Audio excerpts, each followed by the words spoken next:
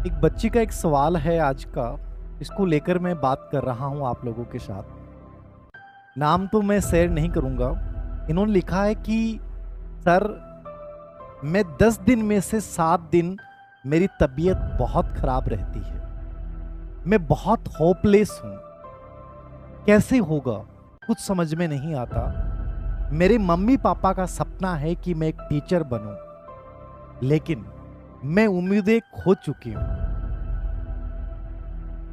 एक मूवी है इम्तिहान, उसका गाना है किशोर कुमार का, बहुत सुंदर सा।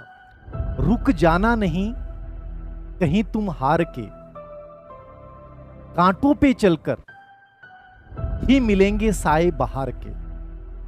जीवन में कभी भी गरीब परीक्षक मत बनो।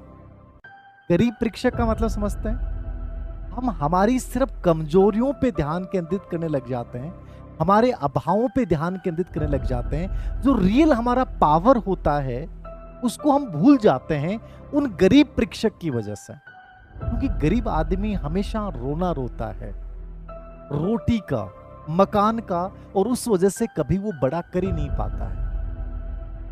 यदि आप अपने बारे में सोचते हैं, यदि आप अपने ऊपर ध्यान केंद्रित करते हैं, तो कहते हैं इंसान खुद बढ़ने लग जाता है।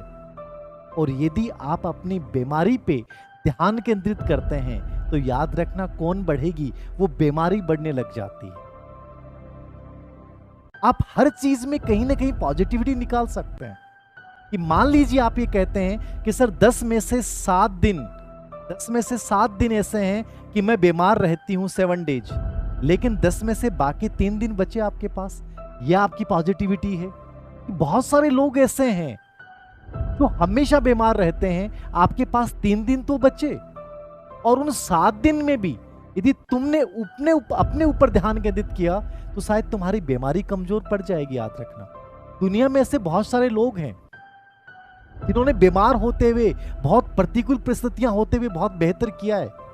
2016 IAS topper Ira Singhal, Jyoti Ranjan Bagpati, Stephen Hawking, Thomas Alva Edison, Arunima Sinha, Meena Kumari जो 12 से 24 साल तक बेड पे पड़ी रही और आईएएस जैसे एग्जाम को क्रैक कर दिया। अभी हाल के आईएएस एग्जाम में सूरज तिवारी जैसे लोग, ऐसे हजारों एग्जाम्पल भरे पड़े हैं जो हमेशा परेशान रहे हैं।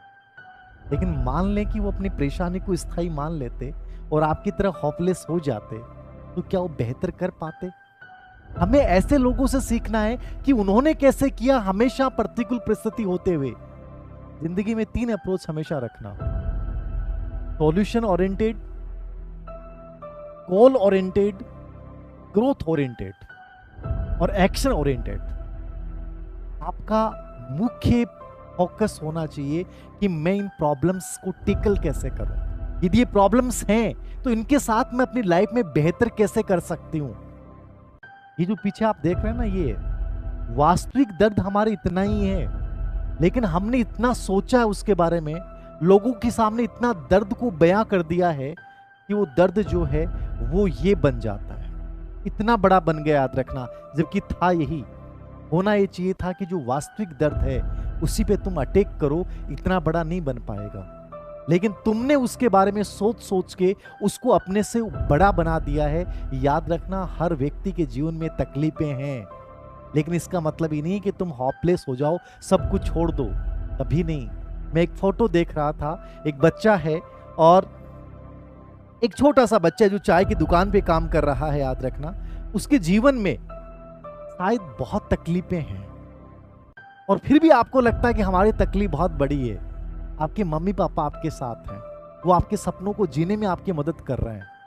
और मैं तो सब उन बच्चों को किस्मत वाले मानता हूं जिनके पेरेंट्स उनके साथ हैं और उनको सपोर्ट कर रहे हैं, चाहे कैसा भी कर रहे हैं। वो कम से कम साथ तो हैं। ऐसे कितने बच्चे हैं जो अजीब जिंदगी जी रहे हैं। याद रखना, इस बच्चे की आंखों के आंसुओं को महसूस कीजिएगा। कोई नहीं है इस बच्चे के साथ, ना मम्मी है ना पापा है। याद रखना, और फिर भी एक उम्मीद में एक जीवन जी तो रहा है ये बच्चा। तो आप उनसे बहुत अलग हैं। अपनी छोटी छोटी प्रॉब्लम्स को इतना बड़ा मत बनाइए कि आपका जो मूल लक्ष्य है वहां से तुम हट जाओ। ये एक साधारण चीज है, याद रखना। मैं इस बच्चे की तस्वीर को जब भी देखता हूं मुझे ऐसा लगता है कि तुम सब लोग बेहद किस्मत वाले हो। कम से कम ये स्थिति तुम्हारी नहीं है। इसका जो दर्द है आंखों में, जब महसूस करोगे तो रूहें कांपने लग जाती हैं। तो लाइफ में समस्याओं को इतना बड़ा मत बनाइए कि आप बहुत छोटे बन जाए। अपने आप को इतना बड़ा बनाइए कि आपके अंदर जो ये होपलेस वाला भाव आ रहा है, ये एक नया जज्बा, जुनून बन जाए। प्रॉब्लम्स को, अपनी फिजिकल प्रॉब्लम्स को एक चैलेंज के रूप में लीजिए और अपने आप को साबित कीजिए। याद रखना, एक दिन आप जीत जाएंगे और वो समस्याएं हार जाएंगे।